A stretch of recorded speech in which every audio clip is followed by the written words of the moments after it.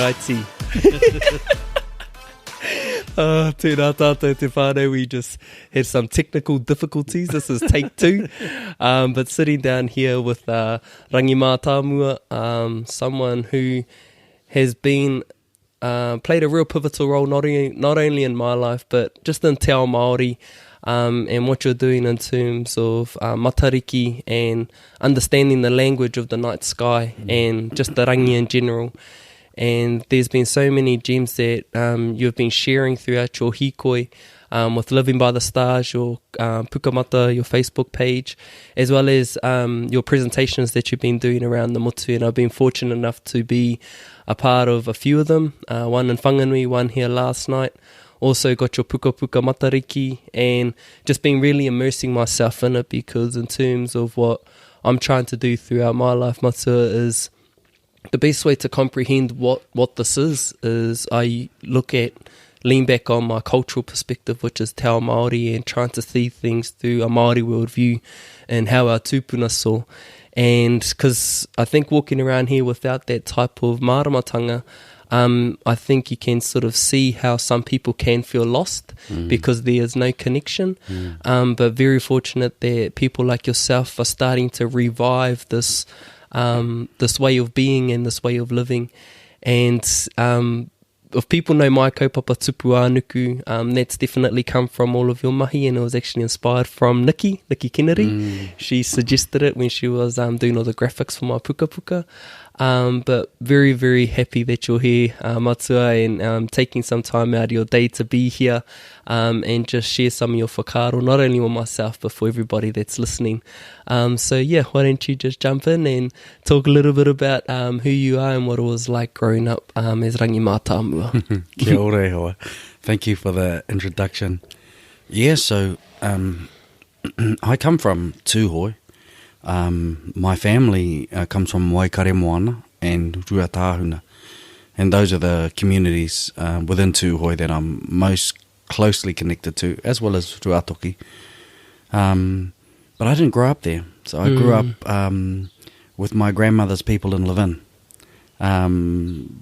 But I guess, you know, I'm a generation older than you, so, and I'm starting to feel it these days. I grew up in a Māori environment. I was always in my life been lucky to have speakers and practitioners of things Māori in my life. I had my grandparents and my parents, and I guess grew up in a society that was a little bit different actually back then. It was a little bit less, I suppose, tech focused. There was no social media. You know, people read newspapers back in those days to get their information. So it was a different world. And no, I've been fortunate enough to be on this journey. I went to secondary school, went to university, and really find myself part of this growing wave. Growing wave. I think it's a second wave perhaps in the modern era, where not only we've gone past perhaps seeking identity and language and rights, and I think this is the most important phase of modern Māori development, and it's about practice. You know, you mentioned something before. It's one thing to study or research or talk about Māori sovereignty, Māori mana motuhake, Māori rights, Māori language. That's really cool. But that only lasts if it's embedded in practice. And it's actually doing it. That is the most important part for me. And I think that there's a surge of people craving the do it part. And it's good to be part of that wave. And you know, we're all on that wave. We're all there. And I can feel it within myself too, in terms like I perceive it to be like there's elevated consciousness at the moment. Like people are starting to become aware, and like you said, you grew up in a world where there wasn't any technology. There was newspapers, so you were fed all the information that you saw or that you had learned from your whānau or people within your circle, whereas now you can just pick up a phone and you have access to learn about things that you want to learn about, and it's sort of changing the school system as well. And when you go into a classroom, you have to learn that one thing, whereas when you get out of class, you can learn about something totally different. So I feel, because there's not really any astronomy things within high school, but you'll see people who have an idea of what matariki is and the names of the stars. It's because of the resources that are accessible now. But with that, looking at the modern day that we live in, and the world that you grew up in, and because everything is right there, do you think that we have become a little bit lazy? I think so. I think lazy is probably not the word, because we're probably actually working longer. I think, though, we're in an era of instant gratification. And, you know, one of the things I can kind of remember growing up, and not, you know, I'm not ancient, but I remember that people took time. You know, things took time, and people at the world, I think we grew up, was a lot slower. People ate at the kitchen and at the dining room table. Had meals together, breakfast. Everyone took packed lunches to school. It was a rarity for people to buy lunches. Like, wow. People, you know, families had gardens. You know, all families had gardens. You know, and they would compost. You know, it was just a natural part of everyday life. There seem to be modern new age things now, but back then it was just normal. You couldn't go down to the bank. You couldn't get money out of the wall because it didn't exist, right? So, and you couldn't go down, and I grew up when I was first born, and actually it was before supermarkets. Wow. So you couldn't go down and you had a dairy, and then you had a butcher for meat, and you had a greengrocers for vegetables. And so, it was just a slower era. You know, people didn't work Saturday, Sundays. Wow. There was no work Saturday, Sundays. Everything shut down. Oh, wow. I didn't know that. Oh, man, I'm feeling old now. But does it excite you now in terms of, you know, coming from that era, and you're still a part of, like, you know, today's modern context? How's the shift been for yourself, moving from that paradigm and moving into this one? Oh, it's been awesome, really. I think technology is a wonderful tool if it's used well. One of the fears I do have, though, is, like, I think in that generation and before my generation, my parents and grandparents, they did a few things but really well. Yeah. We seem to do lots of things. But I don't know if there is, probably is. Oh, that's just my view of it. Mind you, you always look at the new generation from your own rose-tinted glasses. In my day, I walked 5 miles to school in the snow. You know? I'm not going to do that because that's a lie. That's my dad's story. Mine too. See the tickle on the ground? That was like the hot lucky dip, on the way to school. The feet in it. Yeah. Oh, that's awesome. And you say that you're from Ruatahuna. That's like Tōu Kaipo. That's like the centre of the universe, you would say. And I spent a lot of time there myself, and my whānau was adopted from the iwi, the talak whānau. And I can definitely see how that can be your sense of the universe, because you don't need much out there, you don't really need anything, but in a way you're just so connected. And I think that's so important in terms of if you have connection in the world, and whether it's place, whether it's people, you don't need anything else. Say, like what we're seeing at the moment, we're seeing so many materialistic things that people are connecting themselves to, where I believe that's only temporary. It's not something that has depth or sustenance in order for you to sort of leverage or build a foundation from.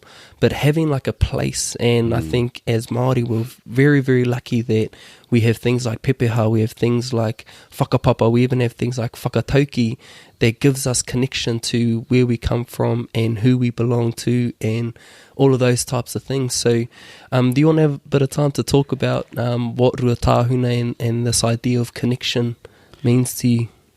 Yeah, so I didn't grow up there. My grandfather grew up there. My father was born in Waikaremoana, Waikato Mine is pretty close to Yeah, Ruatahuna. yeah. And then they left, and no one in my immediate family was living there for 40, 50 years. Wow. We used to go back, but not for different events. I went back after I got my PhD. You know, it was just for me, there was something missing in my life. Yeah, yeah, yeah. You know, I had been educated and been out in the world. It was something missing for me. It was just something, I walked away from all of it. I walked away from my PhD because I went in search of my own, a deeper meaning. I knew who I was, and I knew, you know, and I spoke Māori, and I knew where I was from, but there was something missing, and I felt like there was a connection missing. And particularly when my grandfather died, I kept dreaming about Ruatahuna. So I went home. I went home and built a house there where he said to build a house. It's right beside our marae. And I became probably the most qualified possum hunter in the country. I did possums for 6-7 year period. Wow. I loved it. It was the best job I've ever had. And I would be in the bush every day. And I connected, and I just felt connected while I was there. And I began to be connected to not just the place, but to the people. Wow. And so, you know, that was a journey home for me. And now, while I'm living in Hamilton, I still go back as often as I possibly can, still have my house there. Go home and just kind of re-spark that connection to the place and everyone around me. Yeah, yeah. So that was a journey for me. It was something that just, you know, after the death of my grandfather, it was every day I had this burning desire to go home. For me, that's mate aone for me. You know, that's just this undeniable urge within yourself to reconnect to the place that you're from. Yeah. So I just went home. Far out. That's awesome. And do you feel people do have that burning desire, whether it's to learn something, like whether it's to learn te reo Māori, whether it's to learn their whakapapa, whether it is to go home? But, you know, what does it take to take that step? A leap of faith and getting looked at funny by your parents who think, you've done all this work and now you're going back to the... Yeah. But they understood. They understood. And it is a leap of faith. You see, identity is so important. Identity and connection. You talked about it. Yeah. It's a connection to our past and to who we are. Yeah. And it is who we are. You know, I have a look at the work that you do, Ehua. Yeah, it's awesome. But it is what I would phrase, and this phrase has come from someone else I've heard, he tikanga tawhito hou. So it is an old, new tradition. So what you're doing is something ancient, but in a modern context. So it's something that's our ancestors practiced to ensure that they were connected and sustained and was part of their identity. And you're helping that new wave do the same thing, just in a modern context. You know, we live in a world that's just... I was having a look at the Maori suicide stats. Oh, you know, let's go into it. Yeah, it's horrific. It's horrific. And, you know, Māori males, you know, you just seem to be right up there.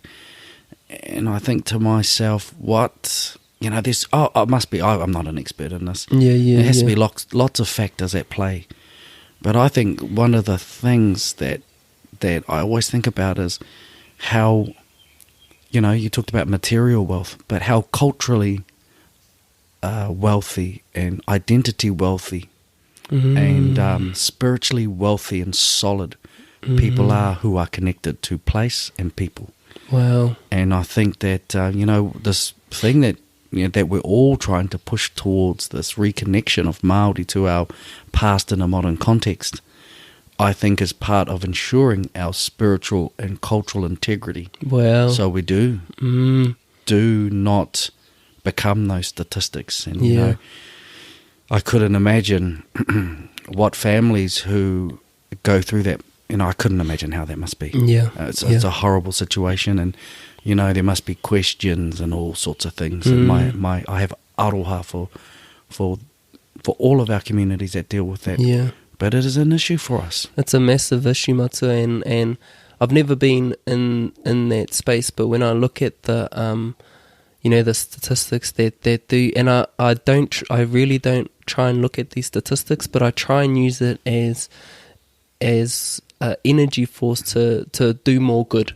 That's the only reason I look at these statistics. But when I see Aotearoa having the highest rates of teen suicide in the developed countries, and Māori tāne winning that race, and I can't help but feel so sad, and I really do believe it comes down to a disconnect or feeling isolated. And I think as a human species, we're not meant to be isolated in any form, but I think it lacks the self-awareness that you're never isolated if you're connected to your past, because you're guided in that way. And I remember, Matua, there was one instance where a dark thought entered my mind, and it was when I was going through something with a wahine. And I remember I was driving on the road, and it was just when things weren't that right, and the whakaaro just came, it sort of like flew past my face. I just entertained it. It wasn't like a solid thought that if I just drove off the road and crashed, I just thought about, would I even be missed? Because what I thought was, that was my world. That what this wahine was my world. I didn't think about anything else. So when that was sort of like crumbling, I thought that maybe I don't have a disconnect. I don't have a connection, because she was the connection. She was the thing that gave me connection to being here. So when things were going wrong there, that's when that thought came in. I was like, far out. I need to get out of it. And the way I did was re-tapping into my taha Māori. That's why I came back at the end of 2016 and came back wanting to learn more about myself. And from the outside looking in, people may have looked at me at the time and would have been like, oh, he's got a sweet, he's a happy fella, he's got a good job, got heaps of money, he's got the girl. But really there's something else that happens inside that we only know as individuals. But what I think is we're not finding the words to put towards our thoughts, what we're thinking, what we're feeling. We can't articulate ourselves. And just on that issue of suicide, and I would just want to segue into what you're saying about my kaupapa and how te kōrero about doing it in a modern way. Tikanga tawhi tō hou. Tikanga tawhi tō hou. So you say we were sort of predominantly plant-based back in the day, and I'm bringing it out back into this way of living, and in a way that's sort of my connection to Papa Tuanuku. But last night you said ko tahi te tipuna, nā te Māori, ko Rangi and Papa, because they were so close together. But now you're saying we are here operating with Papa Tuanuku, but we have zero connection to what we're seeing above our head. And those two work in dualities, but we're just so one-dimensional, looking below. And when we say looking up, and just want to connect it to our suicide kōrero, does the maramataka have a play in terms of people thinking that way and choosing the last option? They do. And I think, one of the things that just I'm always conscious of is not talking too much in the deficit. We're coming from this deficit because we're doing some things in Māori society that are amazing, 100%. And I think we need to really focus on the positive. But there is an element there that we need to understand the issues that we have. The maramataka does affect us. It affects not only, people think it's about, good night to plant, bad night to fish. Yeah. It affects your moods. It affects the way you feel. And if you're aware, it's not just the moon phases that fluctuate up and down. It's the months. Some months are better than others. Some months have a higher energy than other months. And I think if you're aware of that, at least, it won't stop you from feeling down at times, but at least you're aware. Yeah. You said something too, I just wanted to touch on it, this tikanga tawhi tō hou thing. I look at, the stuff that you do. There'll be a reason why you're in the position that you're in. It's not just serendipitous, random act of good luck and fate. I think you're, and we are today, conduits of our ancestors and of our descendants. So one of our hands reaches back into the past, and by what the work that you do, as part of Te Puanuku, you're actually reconnecting to your ancestors with one hand, and in your other hand, you're stretching forward into the future and reconnecting to your descendants. That's where you sit. You're part of that, and we all sit in that space. And sometimes we don't play our role properly as that conduit, eh? And our tipuna let go of our hand and hold on to our ear and twist it. And we go through these trials. These trials are set up for us to lead to do the things that we're set in life to do. And sometimes, you get a good slap around the ears, I think, from your ancestors, because really, in the future, you're going to be the hand that your descendants are going to reach out back into the past and hold on to. And I think, you talked about coming home and having that desire to come home. Those are our ancestors. I fully believe that, saying you've got a role to play and you need to go back and play that role. And so we, you try and fight it sometimes, and you just seem to be digging yourself into a deeper hole until you go on that path. And that's how it was for me. And when you were talking, I thought, that's for me. We go through the same things. I 100% believe that. And I heard a good friend of mine sort of talk about this whakatauki. He mokopuna ahau, he tipuna ahau. So sort of like talking about, like, we're in this time where we are drawing from our ancestors, but one day we're going to be an ancestor, So what is the impact there? Because we can all look around and into our own backyard and figure out all these massive stories about our tupuna. But I'm like thinking about legacy in terms of, what's my impact, or what are the stories that my grandchildren are going to hear about me that's going to impact their life in a positive way. And that's really the Northern Star for myself. And it's only really sort of morphed into that over the last few months, because prior to that it was real self-centered in a selfish way, like, what's my purpose? And I feel when I was thinking about my purpose, I was just thinking about what I wanted to do in life. But this whakaaro around thinking about legacy and myself being a tupuna and looking at myself in a whakapapa line, people might see my name, but I want them to focus on that line between myself and my tamariki, and I want them to figure out what my story was. And if they can go into that place, and if I do my purpose well, then I feel, my place here on this whenua has been worthwhile, because there's a positive impact, and I might not get there, but the pursuit of that, I think it's always going to make me better. You spoke before about, and I think that's such an important thing. What do we leave behind, and how are we remembered? And again, it's that connection. You mentioned before about the connection between the sky and the earth. I just wanted to touch on that because, whenever we think about our connections, we're always looking down. We always look down. I think about this all the time. We think about environment. We think about pollution. We think about anything connection. We always think whenua. We think about rivers and mountains. We're always looking at the earth. But we never think about the sky. And there is that saying, ko tahi te atu o te ao Māori, ko rangi rāua ko papa. There is one God in the Māori world.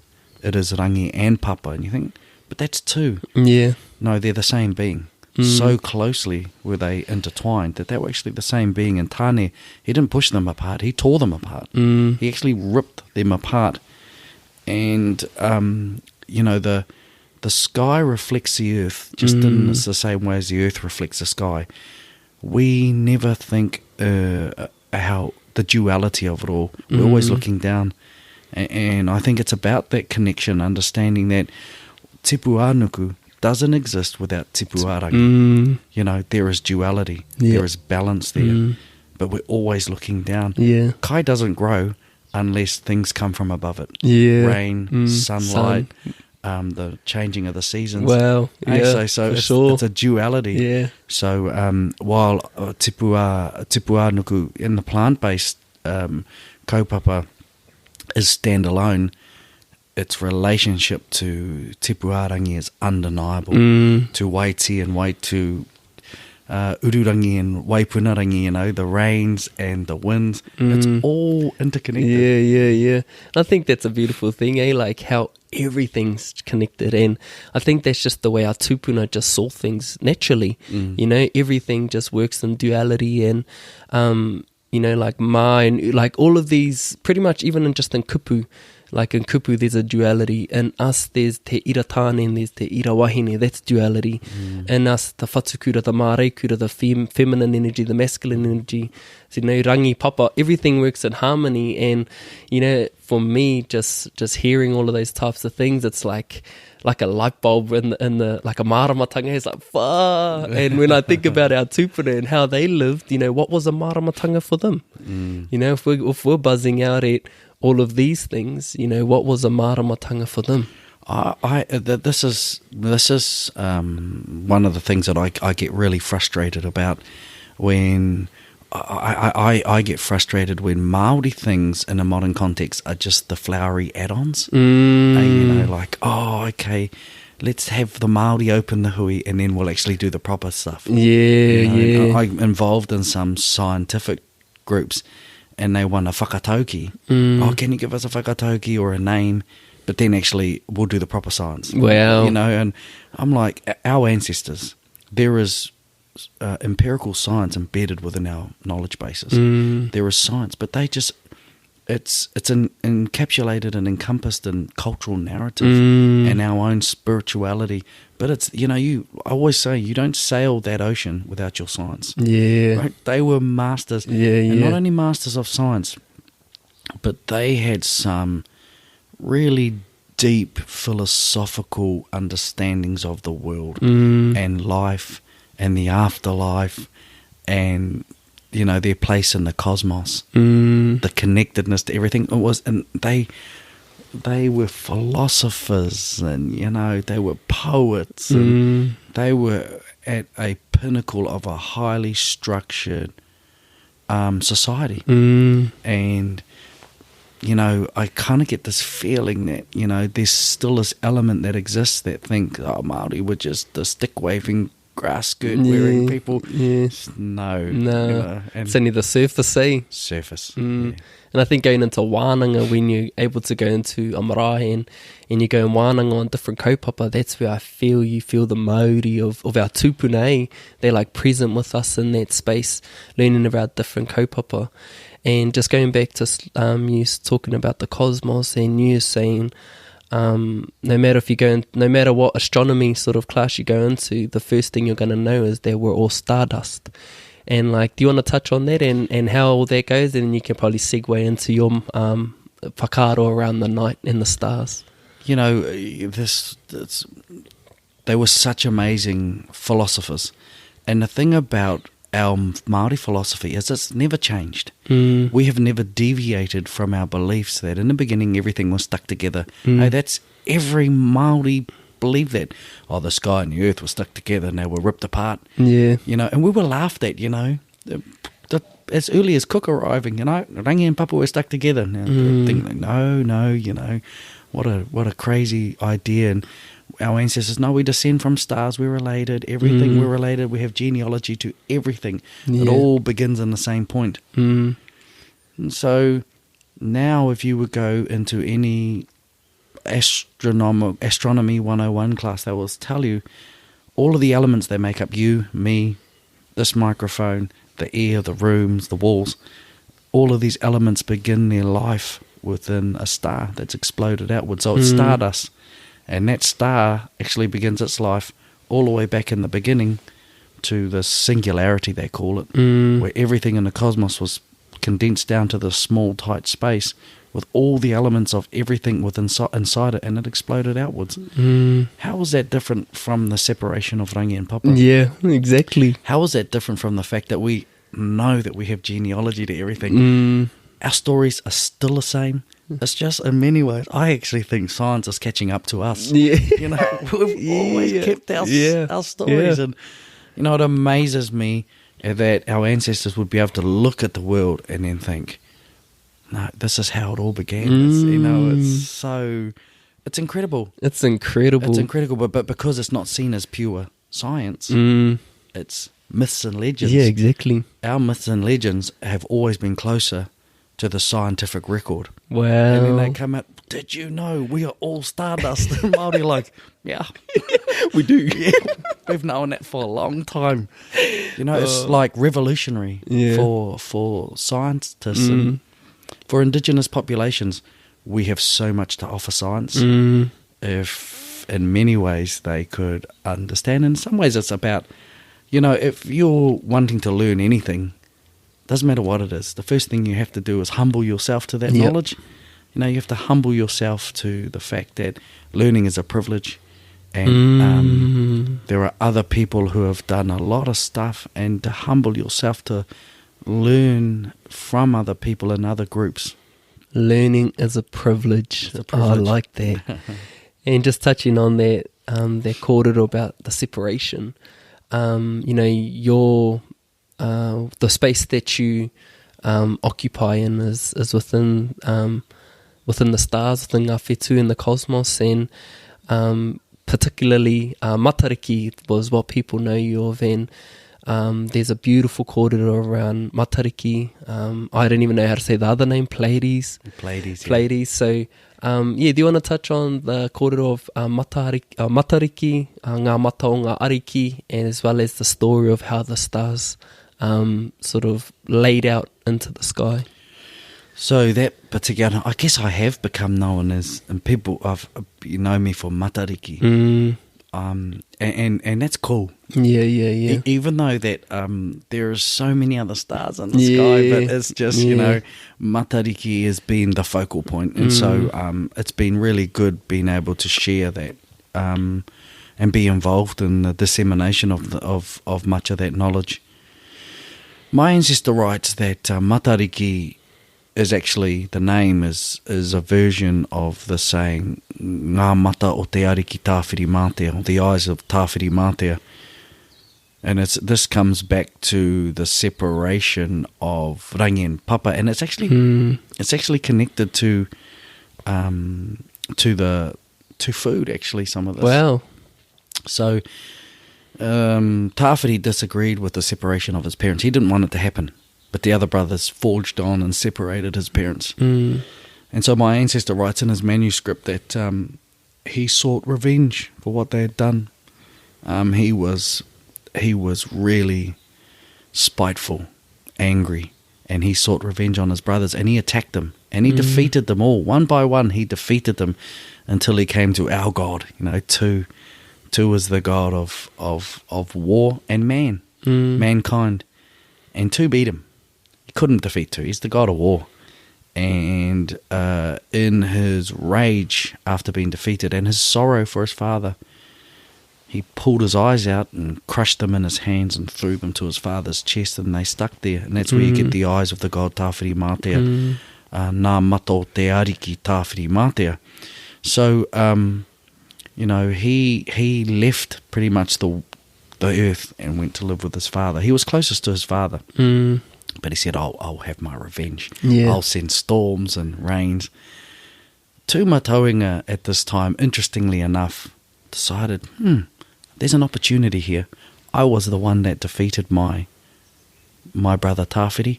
I'm also going to defeat my brothers. So I'd like to tell you and everyone that, you know, Maori society was this, you know, harmonious society where everyone got on. It's not like that today. It's never been like that. The gods warred in the beginning, and we continue to war today, and it's part of our nature, and it's something that's part of humanity. And so Tu Mataunga turned his gaze towards the other gods, and the first one he got to was Tāne, and he defeated Tāne. He defeated Tāne, and he said the following words to Tāne. This is what my ancestor records. He says, Tāne, haere ake nei, ko o uri hei kai mā oku uri.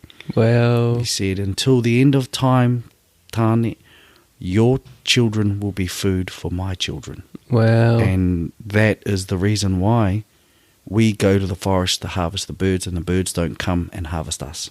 Wow. Then he went to the ocean, and he defeated Tangaroa, and he said, haere ake nei, ko o uri hei kai mā oku uri. From here on out, your descendants will be food for my descendants. Because I will sit at the apex of the relationship between us because I defeated you at the beginning. Wow. Then he pulled up rongo out of the ground and he said, Haere akene, ko uri haikai ma okuri. My descendants will eat your descendants and harvest you. You won't harvest us. Now, Māori society was stratified. Hey, you had your ariki, your rangatira, and there was a pecking order. And that's the structure of, and so were the gods at the beginning. Now, it's not to say when we die, we don't go back into the earth and become food. That there is that natural cycle. But to Matauinga set in place this ability for mankind to harvest the other gods as sustenance and food. Wow. And it begins in that narrative. Wow. That's something that I thought I'd share with you. Nah, that's beautiful. Because I reckon you've also touched that they do become a part of us in terms of the, like we've touched on rongo, how I predominantly only eat plants. So since I'm eating plants and that's in the realm of rongo, his qualities and attributes are starting to become a part of me, like his peaceful nature, his caring, but also his wisdom and all those types of things. So if people are out there eating kaimona, they get a bit of tangaroa. If they're eating some of what of tane, they're getting some of tane. So in a way, we do become gods of ourselves. Is that a whakaaro that is true? Oh, absolutely. We descend from gods. That's the difference between,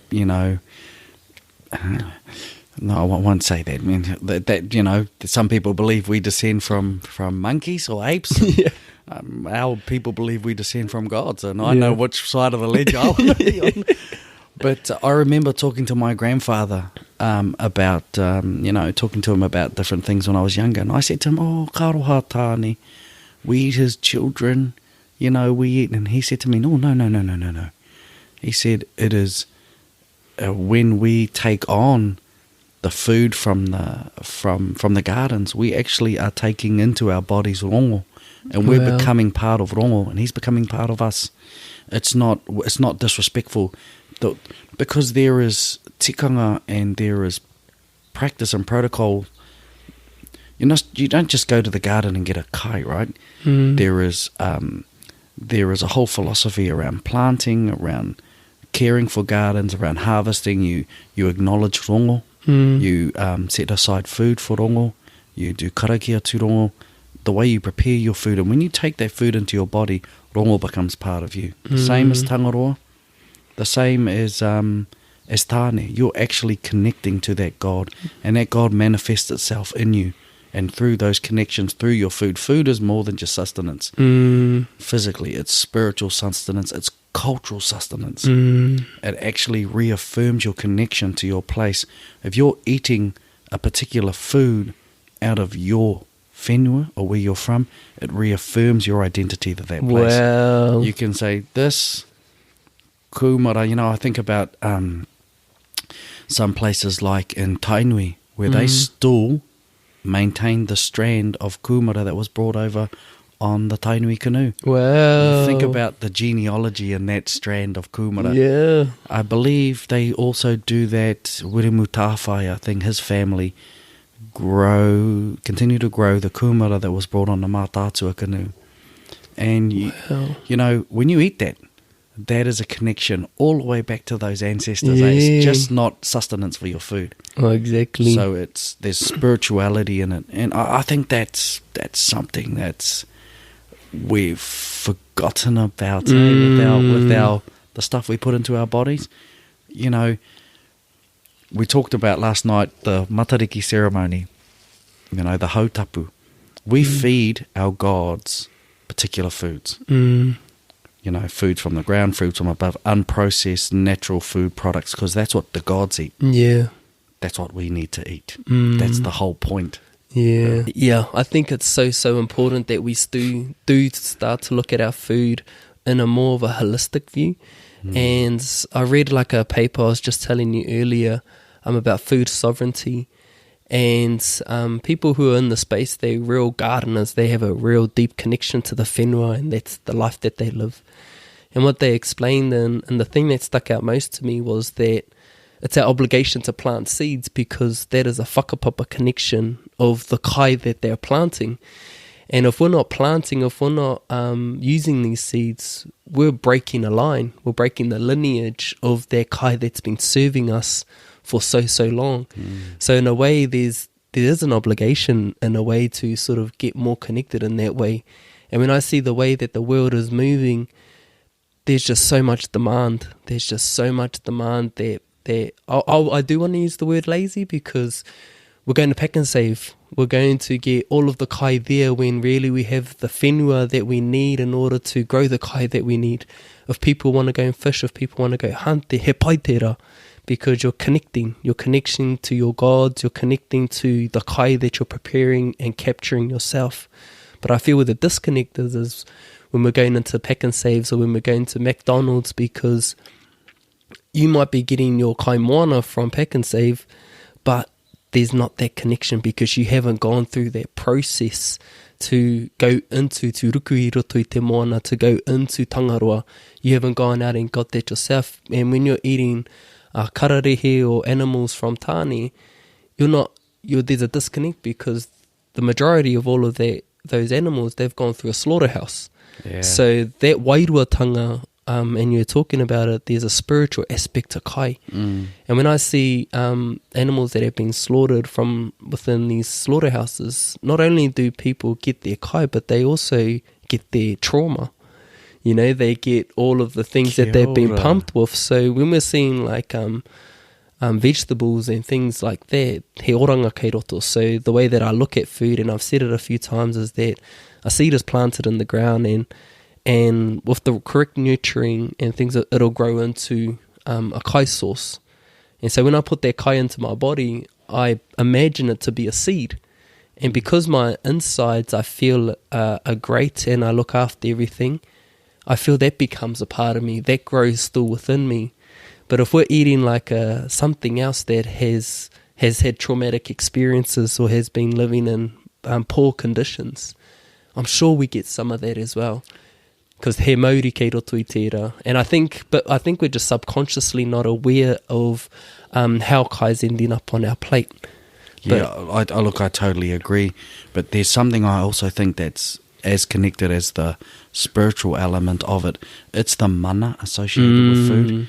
You see, our ancestors would share food and trade food, and we'd bring food, right? And I would turn up and I would have certain foods from where I'm from, and I would give that to you. And for me to know that you're eating that and it was becoming part of you gives me mana. Well, I'm like, well, I get mana out of the fact that I've grown this vegetable in my ground, and I'm feeding a relation, or I'm feeding someone that I'm connected to, or I'm taking it to a place.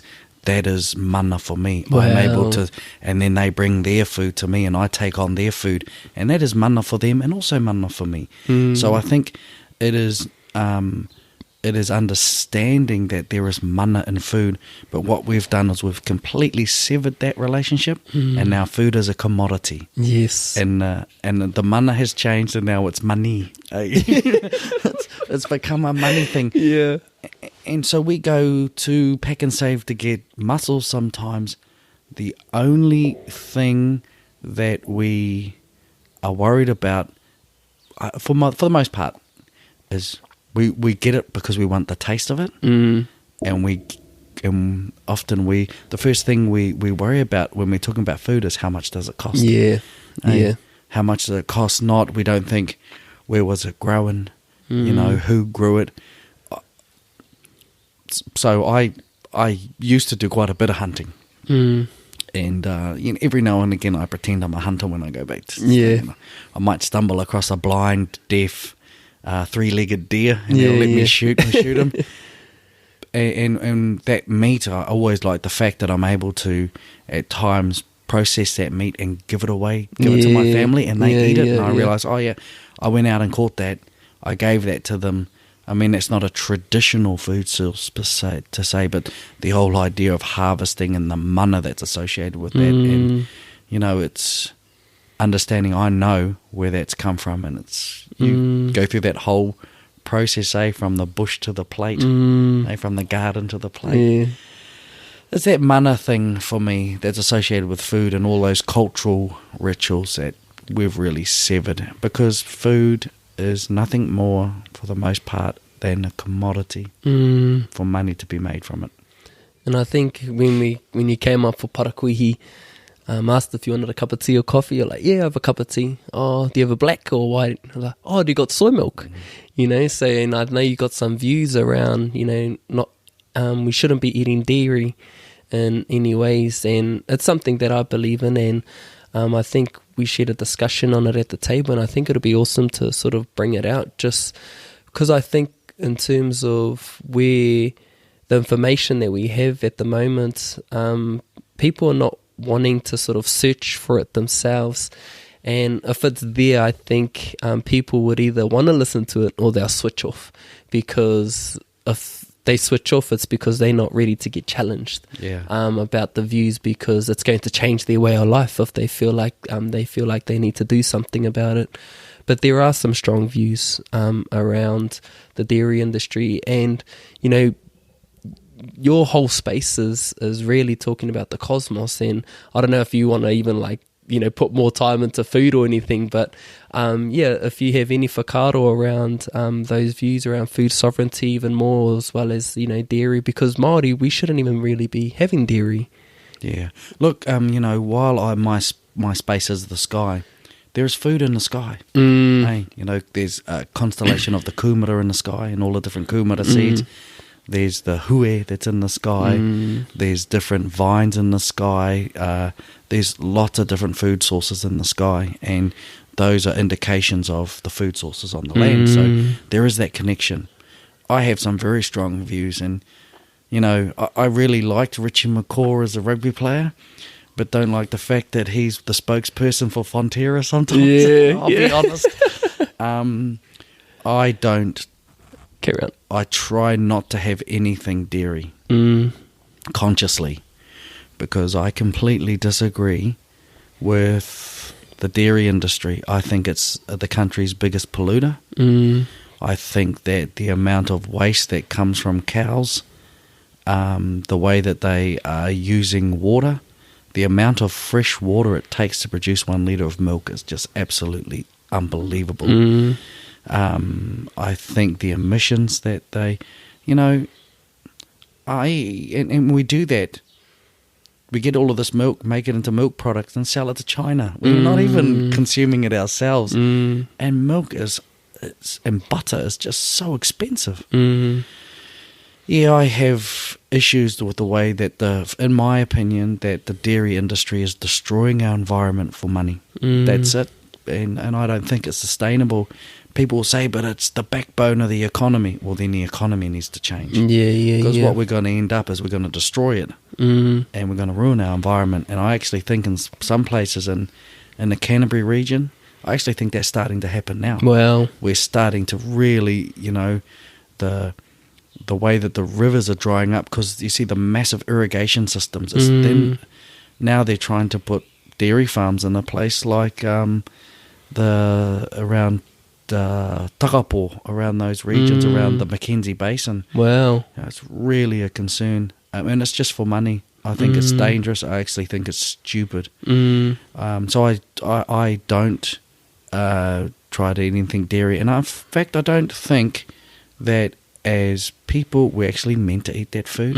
I think milk is actually made for baby cows. Not for humans.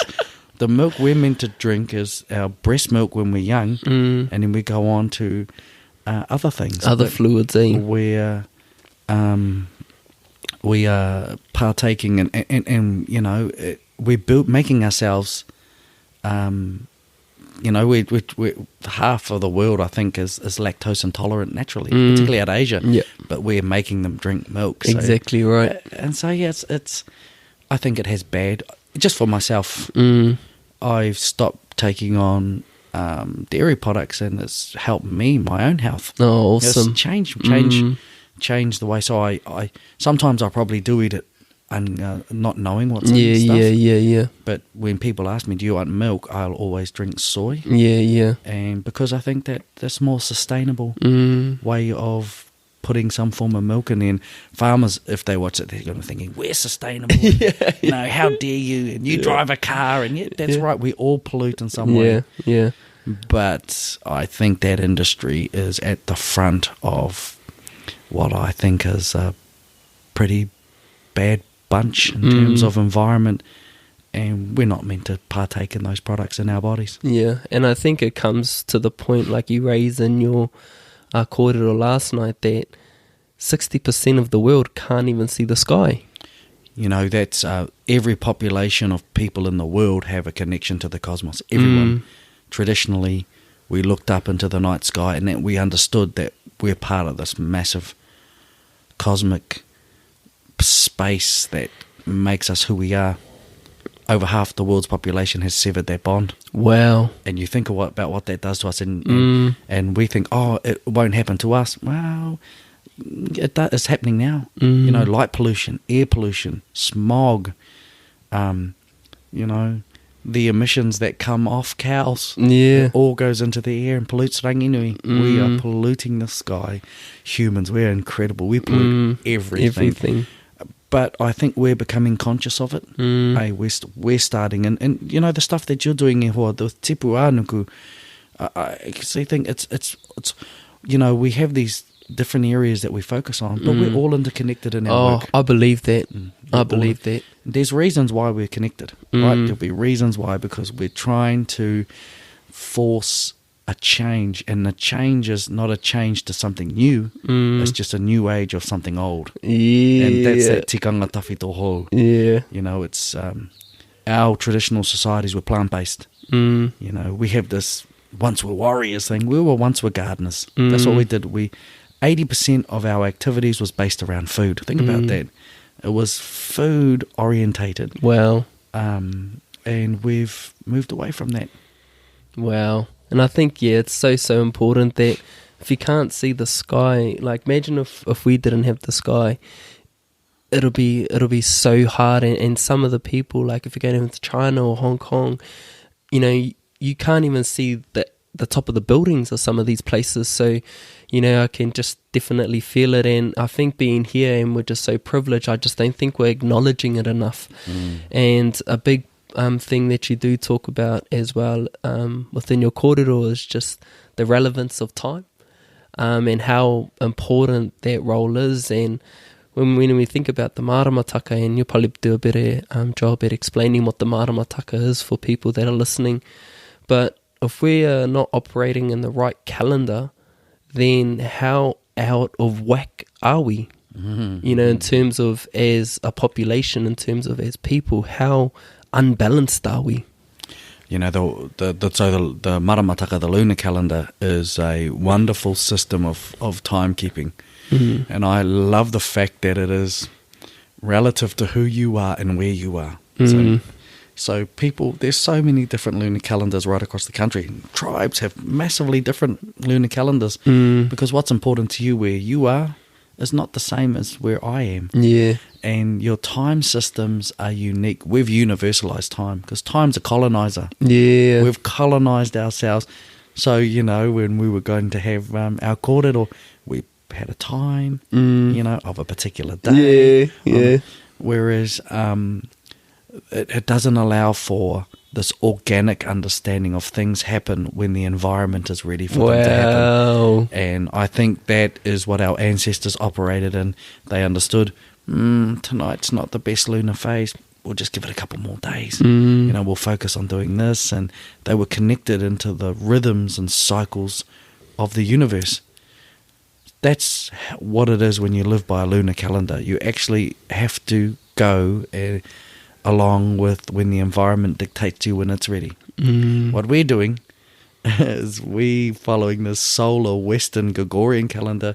We dictate the environment. I'm ready. And we manipulate our environment when we're ready. It's sad because time is perhaps the biggest colonizer. You see, a stark example for me is Māori can't tell you the exact date or year, but they know the exact place something happened, right? Wow. So we know that, this te manuka tūtahi here, we know the mātātua canoe landed here, we know we can tell that at this place, the year is not the overly important bit. Yeah, right? true. It's the place.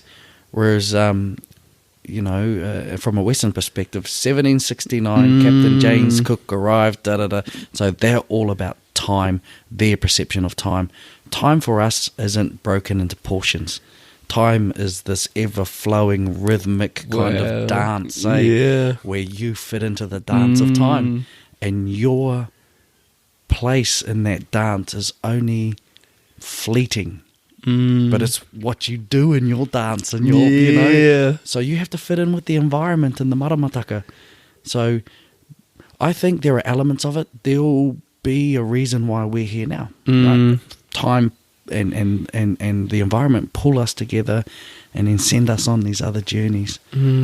Yeah, that's what I think. Two different systems of time. One is where you dictate to the environment what you want to do, and the other one, the environment dictates to you. No, I'm ready. Awesome, Matua. You know, I do think of that, and I've tried so hard to like look into the maramataka and things like that. But you said it. You got to live it to understand it. And going out and looking out to the taiao every day and taking my notes, I couldn't sustain it. You know, I just couldn't sustain it. But I know the importance of it. And, you know, when I just look at the moon, and you said it again last night, how that can move trillions of litres of water one way in terms of the tide, and then move trillions of litres of water the other way. And when we're made up of, 80% water, you know, how... We're not even like a fraction in comparison to the ocean. So, you know, of course that's going to do something to us. And if we're in tune with that, and I think what you touched on when our tupuna went out one night, we're not going to do it tonight, but we might do it in a few days. That takes a level of patience, Yeah. It takes a level of patience to because you're adapting to something else. That the environment's never going to change. It's not going to be ready when you're ready. Yeah. So it's about, you know, how do you adapt to that? And, you know, that's when I think, you know, we talked a little bit about society, you know, we're in this instant gratification. I want it and I want it now. I'm not willing to wait for knowledge. I'm not willing to wait for experience. I'm not willing to wait for the environment to be ready. I'm ready. I want it now. Google it. Wikipedia. Wikipedia. That's how I find my answer. We're not willing to sit back and contemplate. You're right.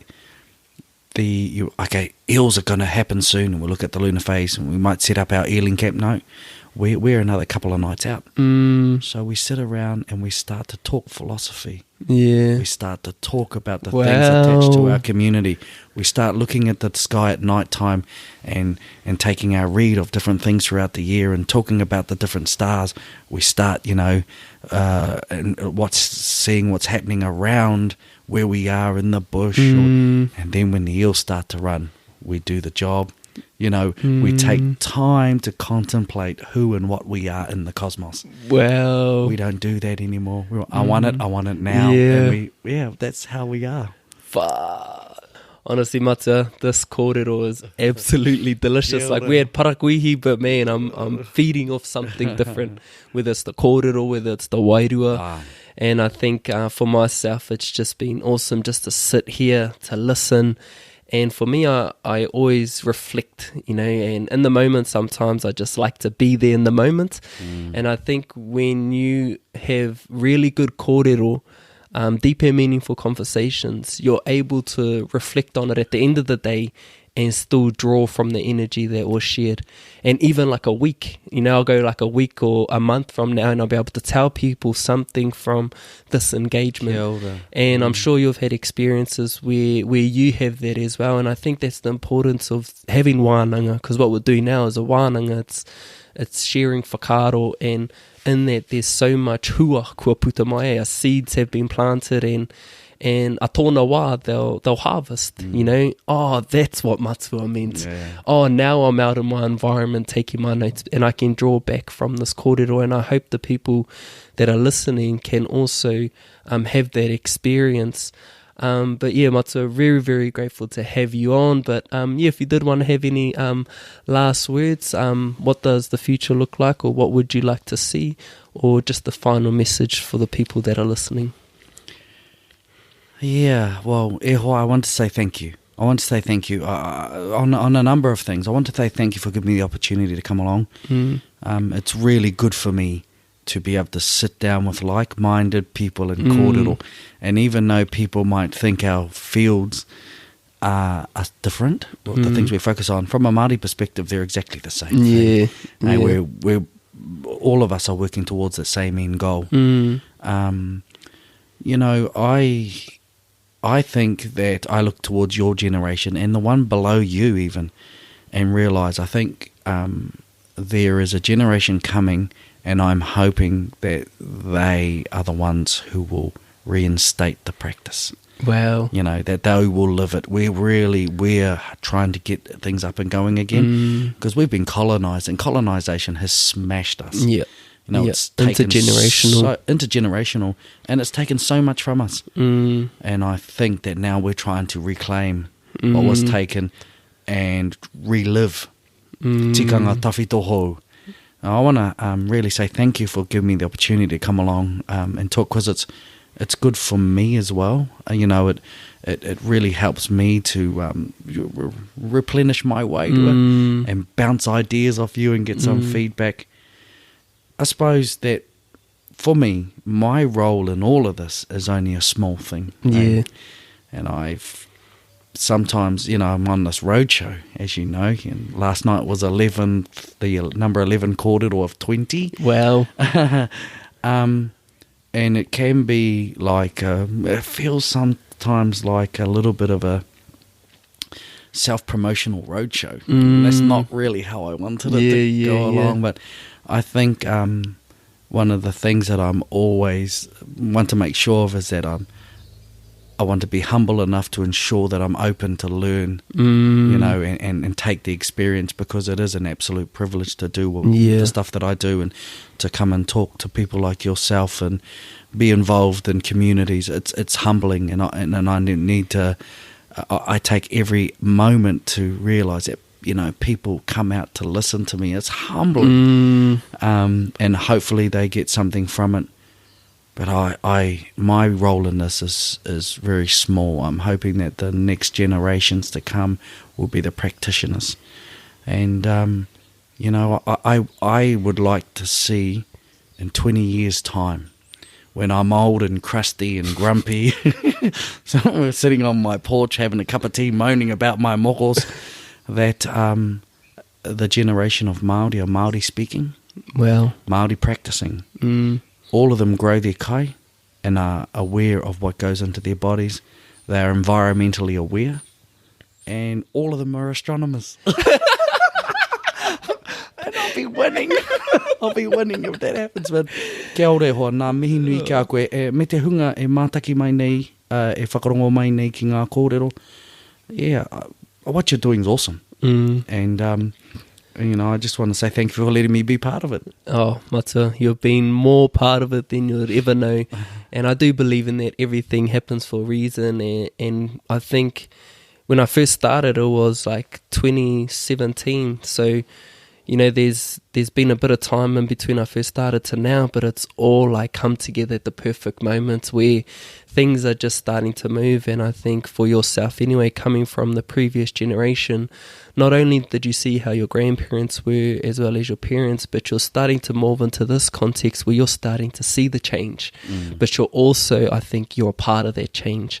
And I think for me, Matua, just tēnei te mihi nui atu kia koe, always going to be there to support your mahi and share your knowledge, because knowledge is, like you said, it's worthless if it's not shared. Kia ora. And this resource here of planting seeds, the podcast, is just another platform to send out this mātauranga, because the knowledge is only going to reach the people who are ready to receive. Kia ora. And I think when people are ready to receive this, it's going to be super beneficial, not for their lives, but for when their mokopuna come, and so forth and so on. But to finish off, Matua, where can people find you? So the best place is, oh, I forgot to talk about that too.